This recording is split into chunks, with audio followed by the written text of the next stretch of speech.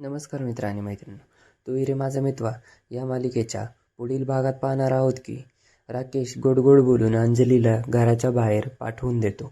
तिला सांगतो, ईश्वरीचा हरलेला चेहरा पाहण्यासाठी तू कशाला तुझा टाईम वाया घालवते, त्यापेक्षा तू मंदिरात जाऊन ये. ऐकून अंजली तर बाहेर जाते आणि राकेश आता स्वतःशी बोलत ठरवतो की चला आता आपण प्लॅन चालू करूया.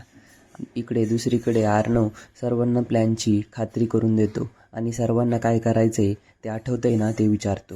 त्यानंतर सर्वजण म्हणतात हो हो ठीक आहे. तर तो सांगतो की सर्वांनी आपापल्या पोझिशनला थांबा आणि जोपर्यंत राकेशला वाटत नाही ना की ईश्वरी एकटी आहे रूममध्ये, तोपर्यंत तो आतमध्ये येणारच नाही. त्यामुळे त्याला आतमध्ये येता येईल असं संधी निर्माण करून द्या आणि मग त्यानंतर आपला प्लॅन एक्झिक्यूट करा. हे ऐकून सर्वजण म्हणतात ठीक आहे चालेल, आपण हा आज प्लॅन पूर्ण करूया. तर ईश्वरी रूममध्ये झोपायला जाते. सगळेजण देखील आपापल्या जागेवरती जाऊन उभे राहतात आणि लक्ष ठेवू लागतात.